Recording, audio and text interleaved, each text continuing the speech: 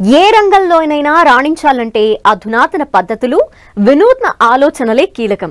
ఇది వ్యవసాయ రంగానికి వర్తిస్తుంది. సంప్రదాయ పద్ధతుల్లో పంటలు సాగు చేస్తే ప్రస్తుత పరిస్థితుల్లో పెద్దగా గిట్టుబాటు అయ్యే అవకాశం లేదు. వినూత్న ప్రయోగాలు చేస్తున్న రైతులు మాత్రం క్లిష్ట పరిస్థితుల్లోనూ తగిన ఆదాయాన్ని పొందగలుగుతున్నారు. ఈ క్రమంలో రూపుదిద్దుకున్నదే 7 అంతస్తుల పంటల సాగు నమూనా. పెట్టుబడి లేని ప్రకృతి వ్యవసాయంలో భాగంగా ఈ విధానాన్ని పాటిస్తూ మంచి ఆదాయాన్ని పొందుతున్నారు ఎన్టీఆర్ జిల్లాకు చెందిన ఓ రైతు.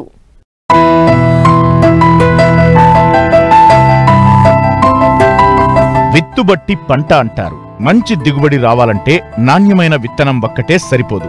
ఆ పండించే భూమిలో శక్తి ఉండాలి, జీవ పదార్థం ఉండాలి, వానపాములు, సూక్ష్మజీవుల సంచారం ఉండాలి, నీటిని పీల్చుకునే తత్వం ఉండాలి. అన్నింటికంటే ముఖ్యంగా సేంద్రియ కర్బనం మెండుగా ఉండాలి. ఈ లక్షణాలన్నీ ఉన్న నేల బంగారంతో సమానం.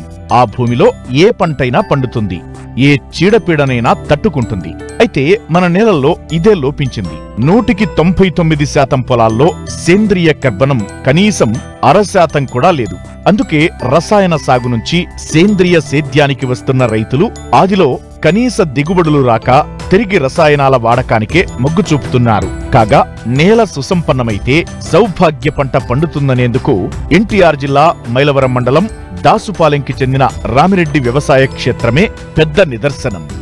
సేంద్రియ కర్బనం నిండుగా ఉన్న వారి 7 ఎకరాల పచ్చని వనానికి ప్రత్యేకంగా ఎటువంటి పోషణ చేయడం లేదంటే ఆశ్చర్యం కలక్కమానదు. అసలు పశువుల వ్యర్థాలు, జీవామృతాలు, కషాయాలేవి వాడకుండా ఉద్యాన పంటలు కళకళలాడుతూ ఎలా పెరుగుతున్నాయో మనము చూద్దామా?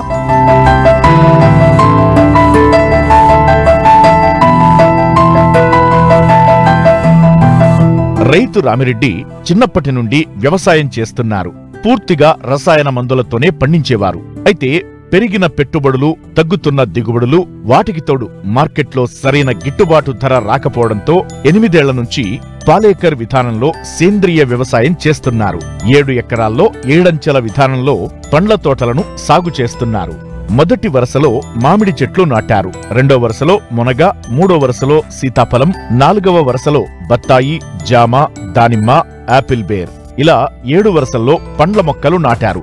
అంటే 7 అంచెల ప్రకృతి వ్యవసాయ విధానంలో ఏడాది పొడవునా పంటలు ఉంటాయి. నేను ఒక 7 ఎకరాలు 6 అంచెల పంటగా 7 అంచెల పంటగా చేస్తున్నానండి.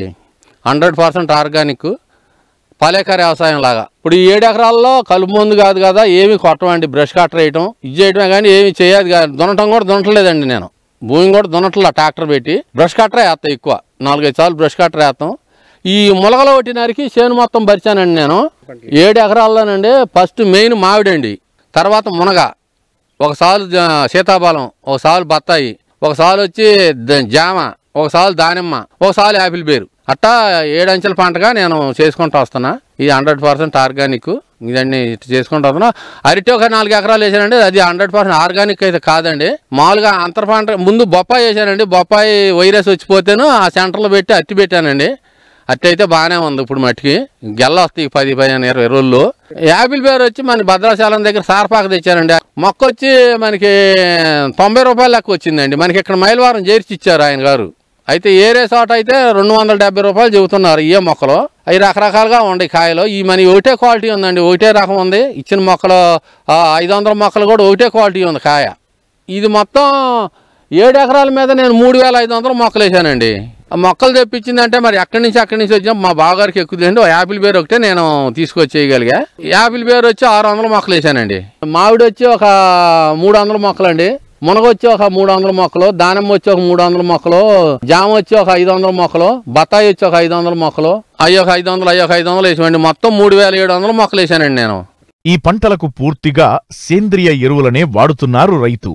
చీడపీడల నివారణకు పలు రకాల కషాయాలను తయారు చేసి పిచికారీ చేస్తున్నారు. పెట్టుబడి లేకపోవడం, పంట తక్కువగా వచ్చినా నాణ్యమైన దిగుబడులు వస్తుండటంతో రైతు ఈ సాగు విధానం పట్ల సంతృప్తిగా ఉన్నారు. ఇప్పుడు ఇది దశపర్ణి, పంచకవ్య, అగ్నియాస్త్రం, బ్రహ్మాస్త్రం వీటితోటి తయారు చేసి చేస్తున్నానండి నేను వ్యవసాయం. ఎరువు మెయిన్ ఎరువు గొడ్ల ఎరువే ఎక్కువ వాడతాం. ఇక పై స్ప్రేయింగ్లు ఇవే వాడతానండి నేను. మజ్జిగ, పసుపు ఇవే వాడతా. దాని దశపర్ణి అనేది 10 రకాల ఆకులు అండి మనకి దొరికే ఆకులే. మజ్జిగ యాడ్ చేసి దాంట్లో కొంచెం పొగాకు ఎల్లిపాయలు కూడా కలుపుతానండి నేను. మజ్జిగ కలుపుతా, స్ప్రేయింగ్ రోజున మట్టి పసుపు కలుపుతానండి నేను దానికి. ఇక్కడ ఈ మామూలుగా అయితేనండి ఇక ఘనజీవామృతం అయితే నేను చేయలేదు, కానీ జీవామృతం మట్టికి డ్రిప్ ద్వారా వదులుతాం. గోకపామృతం స్ప్రే చేస్తానండి ఎక్కువ నేను. ఆవు మజ్జిగతోటి అది మదర్ కల్చర్ లాగా ఎప్పుడు 2-3 లీటర్ల డ్రమ్లో ఉంచుకొని మళ్ళీ మనం ఆవు మజ్జిగ యాడ్ చేసి బెల్లం కలిపితే మనకి 8-9 రోజులు మళ్ళీ తయారైద్దండి. అది ఒకటి యాడ్ చేస్తాను నేను ఎక్కువ. దానివల్ల మనకి పొండేగాను ఇవి కూడా కొంచెం బాగానే కంట్రోల్ అవుతున్నాయి. కాకపోతేనండి వారం ఏదో ఒకటి స్ప్రేయింగ్ చేయాలి. మాకు లేబర్ ఖర్చు అన్నవారికి అది ఆ ఖర్చు తట్టుకోలేకపోతుంది, ఎక్కువైపోతుంది. లేబర్ ఖర్చు ఎక్కువైపోతుంది. ఇవాళ 500 3 గంటలే 4 గంటలే పని చేస్తున్నారు. పంటలు అంటేనండి మాకు ఫస్ట్ సంవత్సరం మునగ వచ్చిందండి. మునగ అయితే ఇత్తనం కొంచెం తేడా వచ్చింది. అది మునగలో నాకు మునగ పర్లేదండి, ఒక మాదిరిగా ఫస్ట్ సంవత్సరం వేసిన సంవత్సరం మనకు మునగ వచ్చింది. రెండో సంవత్సరం జామ వచ్చింది. జామ కొంచెం మొక్కలు ఎక్కువ చచ్చిపోతుంది అండి. ఇది మరి ట్రైకోడర్మిరిడి సూడోమోనాస్ను ఇక్కడ ఇబ్రహీపట్నం ల్యాబ్లో తెచ్చివ్వండి ట్రైకోడర్మిరిడి. దాంతో ఎక్కువ డ్రిప్పుల్లో కలపనివ్వండి, పై స్ప్రేయింగ్ కానివ్వండి, మన ఎరువులో కలిపి 25 రోజుల నుంచి దాన్ని పట్టా కప్పి దాన్ని అంతా నీళ్లు చల్లి చేస్తే అది ఫంగస్లాగా తెల్లగా బూజులాగా వచ్చాక అది చెట్టుకి వచ్చి మనకి 2 కేజీలు లెక్క ప్రతి చెట్టుకి వేసామండి. అది కాకుండా మొత్తం ఒక్కో చెట్టుకు వచ్చి 14-15 కేజీలు నేను మామూలుగా పశువులు ఎరువు వేసానండి. యాపిల్ బేర్ వచ్చి పోయిన సంవత్సరం ఏం లేదండి. ఈ సంవత్సరం మట్టుకి 4 టన్నులు 5 టన్నులు వస్తుంది అనుకుంటున్నానండి నేను. ఇప్పుడు 1 టన్ను కాయలు కోసానండి నేను. మాకు గుర్తింపు ఉండి మాకు కూడా ఏదైనా గవర్నమెంట్గా తరఫున ఏదైనా రైతుని గుర్తించి ఆర్గానిక్ చేసే వాళ్ళందరికీ ఏదైనా ఒక మార్కెటింగ్గా చేసి అమ్మించగలిగితే మేము 10 మందికి సేవ చేయగలుగుతాం. మా ఆరోగ్యం మేము కాపాడుకొని 10 మంది ఆరోగ్యం కాపాడటానికి ఇదిగా ఉంటుందని నా ఆలోచన అండి. ఏడంచెల విధానంలో పంటలు వేయడం వల్ల రైతులకు ఏడాది పొడవునా ఆదాయం వస్తుంది. పండ్ల తోటలు, ఇతర వృక్షాలను పెంచడం ద్వారా వర్షాలను ఆకర్షించే అవకాశం ఉంటుంది. తక్కువ నీటి వినియోగంతోనే ఎక్కువ పంటలు పండించవచ్చని నిరూపిస్తున్నారు రైతు రామిరెడ్డి.